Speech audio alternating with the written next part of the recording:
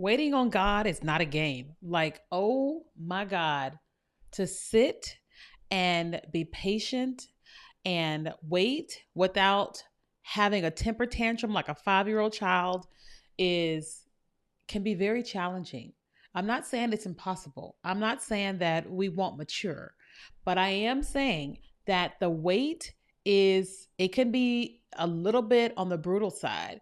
But I want to have a conversation about the waiting, about being honest about how you feel in the waiting, about the beauty of the waiting, as well as the benefits of the wait. So, welcome back to another episode of the You, Me, and Jesus podcast, where we talk about all the things you, me, and Jesus. All right. Because we are here living this life on this earth as real people with God and all the different facets of what happens as you live on planet Earth. And so today I wanted to have a conversation about faith in the waiting, how to have faith in the waiting. And I will tell you that I've got a lot to share. I've got a lot of waiting and I've had a lot of faith and I've had very little faith, but I'm still here. I'm still here. Okay. I'm still here. And so I wanted to have this conversation because I don't care where you are in life, there are things you are still waiting on God for. We can be in the most beautiful seasons of our lives, having the time of our lives, but still have aspects where we are in waiting, whether it's waiting for our healing or family's healing, or we're waiting for someone to be delivered, someone to come to Jesus. Like there's all of these moments as it pertains to in the wait. And one of the things that the women can relate to is the waiting to be found, the waiting to marry, and all the types of things. I can tell you about all the things, okay? I can talk to you about waiting in all the things because there's parts of my life where things are amazing and there is flourishing. And there's parts of my life where I'm just like, are you there, God? It's me, Margaret. Like I can definitely connect with you there, okay? So let's have this conversation. So when I think about waiting, okay? In the natural sense, waiting looks like you're just sitting there and you're just waiting for something to happen. That is technically, I guess by definition, what it means to wait. But faith in the waiting looks like here is what God has said. Here is what God has promised. Here are the desires of my heart. God knows, and they haven't come to pass yet, which means I'm in the waiting for them to come to pass. Faith in the waiting looks like, what can I do in the process of the waiting, right? For example, I am a business owner. So outside of this podcast, I'm a business owner. And God has told me all these different things about my finances and this with my business and influence and all this type of stuff. And I have been in seasons where I didn't have nowhere near enough, where I've had more than enough and all the things, but I'm still not in that place where what I have heard God say, is going to happen. I'm still not there, right?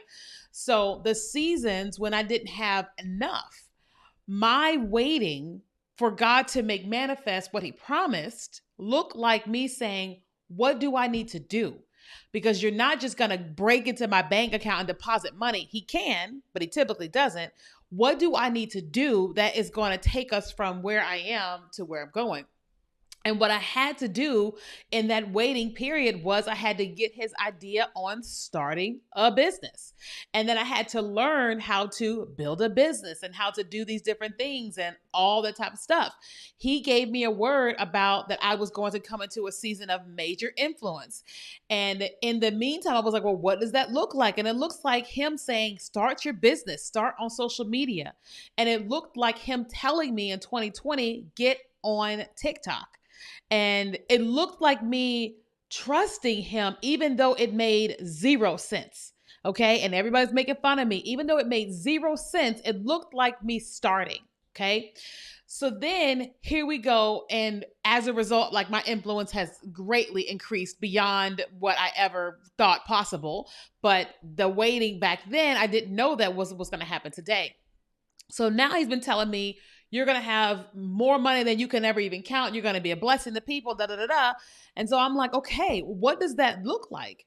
And the waiting to become a multimillionaire means learning about money, getting my current money together. It looks like budgeting today. And I'm like, okay, all right. Because when I think about it, if he's going to bring me millions, it's probably wise for me to know what is going on with my money and not just be spending like crazy. It's probably wise for me to just have wisdom when it comes to money. I got divorced 10 years ago. Was it 10 years now or 11? 10? I think it's 10 years now. And I have been celibate this whole time. I have been patiently waiting for God to bring the husband that's going to adore me and that I'm going to adore, and we're going to do great things together. I've been waiting, and I've been very impatiently waiting in that area. Okay. Cause that's a whole nother thing. But for me, when it looked like waiting for that to happen, I said, all right, clearly I've gone through a traumatic experience, and clearly I am hurt. Clearly I've got all these different things that are happening with me as a result of that experience. And the waiting looked like going through healing. Okay. The waiting looked like me saying, I don't know how to do this. I need to go to therapy. It looked like when I was going to therapy and certain aspects I was still hitting walls. It looked like going to trauma therapy. Right. Then when I go to that level and things were better there, and it was like, okay, now it's time for me to see a psychologist. Okay. And a psychiatrist or whatever to take me to another level. Right. Not just because I went through divorce, but because I had a traumatic childhood. My daddy wasn't there. My mom was mentally disabled, all this stuff. And it's like, okay, let's deal with me, because on the outside, everything looks awesome, but I also know what's happening in here. Let's go and start getting some more help in those areas as we wait to be found, because somebody's going to come along, and they're going to come along with their own set of stuff, their own expectations. They're going to come along and meet me. And it's so important for me to know who I am, all the things about me, that I am able to convey this to a person so that they can make a decision on, is this something that they want to be in contact with, right? I mean, I know it sounds kind of crazy when I say that, but I am someone who deals with like a mood disorder, like emotional regulation disorder, right? Because of childhood. And because of that, and going through trauma therapy and psychologists and all the type of stuff, I am now fully aware of it. Doesn't mean I'm healed. It just means I'm aware. And so because I am aware, my process of when I meet someone and they begins to go into a certain direction, I get to communicate that to him going, hey, here is me. I know this sounds like this, but this is also me. And I need you to understand that some days are going to be amazing and some days this is happening here.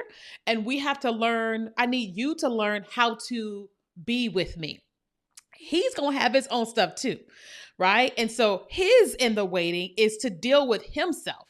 Right? My job is to learn how to take care of myself as a 40-year-old menopausal woman, totally different than a 20 and 30-year-old woman, taking care of my home and all the different things when it comes to my home and all that, right?